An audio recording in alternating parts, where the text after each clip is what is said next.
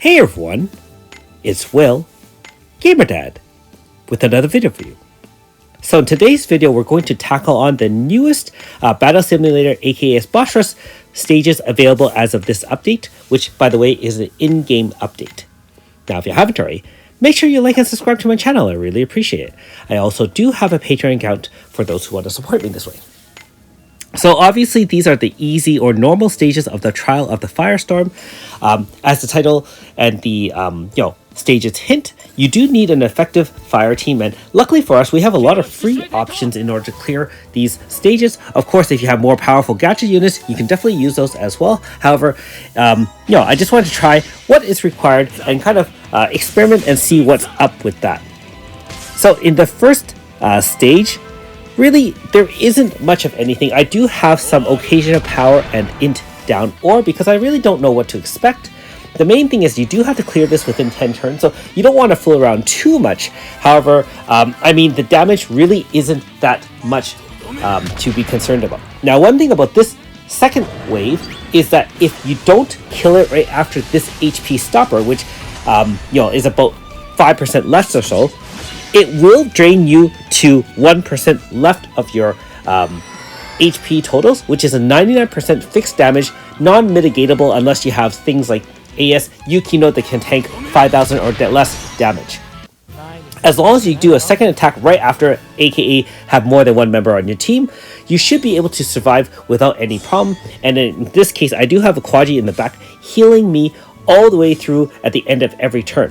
Now, also note that it is a male-only party, so all guys only, and 10-turn requirement. So most of these stages do require you to beat it pretty quickly. Again, fire teams all the way through. No singers in this second stage, and again within 10 turns. However, there's really only 3 waves, and so not too difficult, again, being that these are the kind of beginner stages in order to kind of get you through and get yourself used to the fight. Now, right off the bat, against Karakuri, there are HP stoppers on this fight. I believe there are 2 HP stoppers. So if you have a four-person team, you'll be able to blast through it without any problems. However, in my case, I was not able to do it. So you can clearly see I didn't have quite enough to push it through.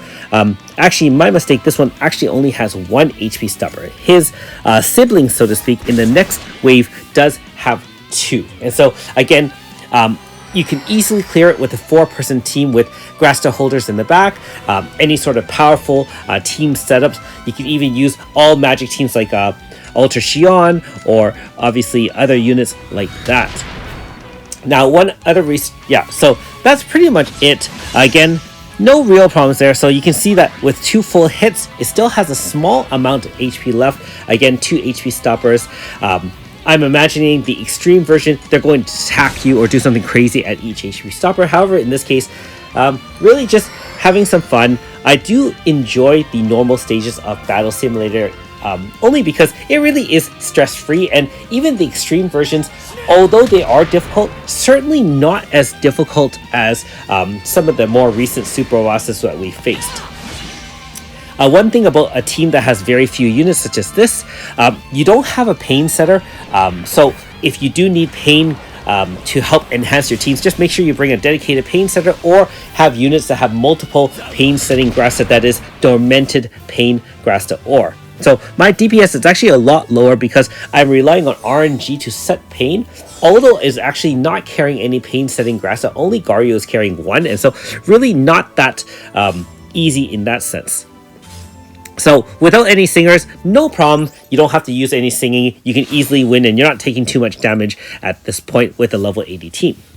I would imagine that even if you're relatively new to the game, you probably can tackle some of these if you have a full level 80 team. You don't necessarily need Grasta, although I would highly recommend Grasta because you're just going to do a lot more damage, especially with the likes of the Bullseye Ore, which is the or enhancements that you only really do get after chapter 83 of the main story. So again, most of this is really meant for early endgame, if not late endgame. Now in our third stage, we do have a restriction of how many light and shadow units you can use. They say a maximum of 2 light characters. No problems there. I believe Ukwaji is shadow, and also Gario Shadow, so we really have a couple of light units on our team. And we do have a zone setter. Now, note that if you do set zone, it actually can counter its zone with wind zone. So you can either do an AF or something along those lines to fight through it, or you can go zoneless, and in the first stage, it won't activate wind zone. Remember that zones, if you are against the opposite zone, it does reduce your damage by 50%.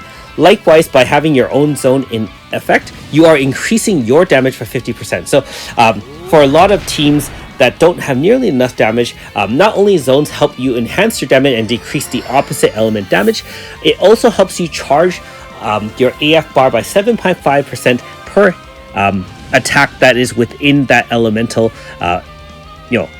move.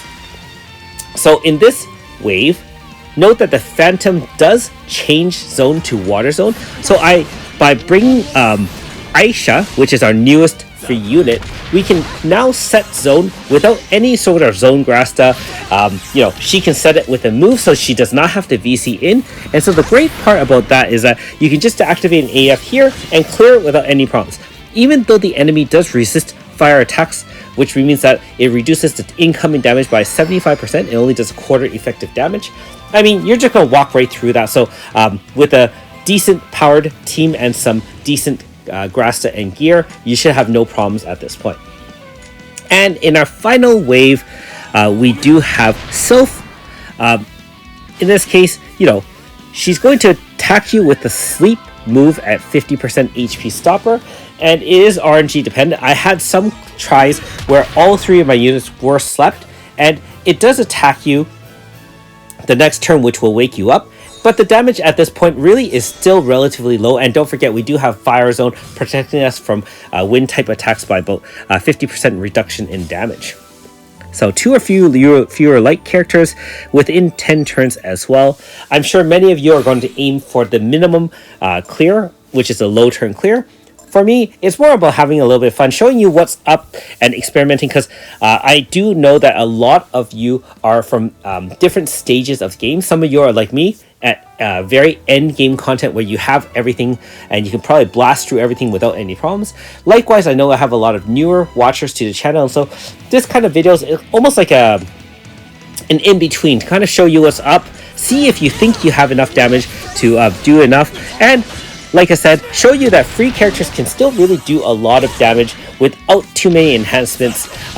One caveat I will say, my Aldo and Garyu are at 255 light and shadow respectively. That does enhance the damage by a significant amount, and so if you're free to play or new to the game, you can still definitely grind out light for shadow or for Garyu and Aldo.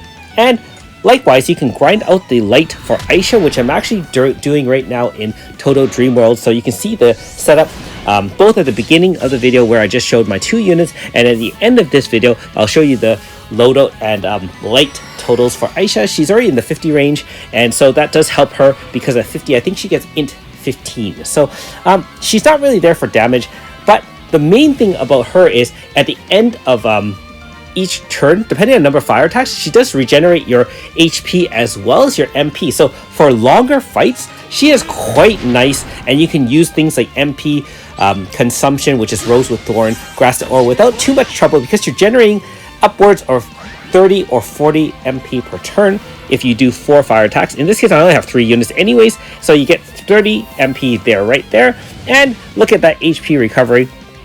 I have Ukwachi in the back, of course, recovering HP for us, but even her end of turn normally will recover that without any troubles.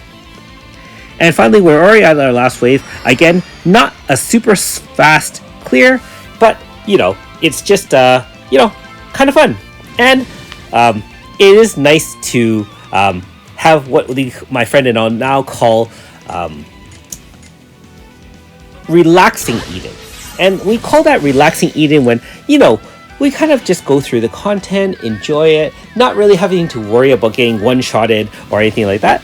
This is the kind of lifestyle we are all aiming for, both in our gaming life as well as our real life, right? We want to get a laid-back day. You want to have your relaxing day at work, earn some money, maybe come home, relax a little bit, watch some TV, And Eden should be the same, right? You just finish it all up, and there you go. So, all done there. And remember that these all do give you some chronostones, and in some cases do give you things like chat scripts and other badges or Grasta as well. So they are very worthwhile to do if you're able to tackle them. Now, in future videos, I'm going to finish off the extreme versions, but for now, I'm just going to work through all the easy ones for now. And don't forget that you do have those daily chests that does give you 1 extra bold pulse a day. You can stock those up and use them whenever you like, especially now. Anyways, thanks for watching. We'll see you next time.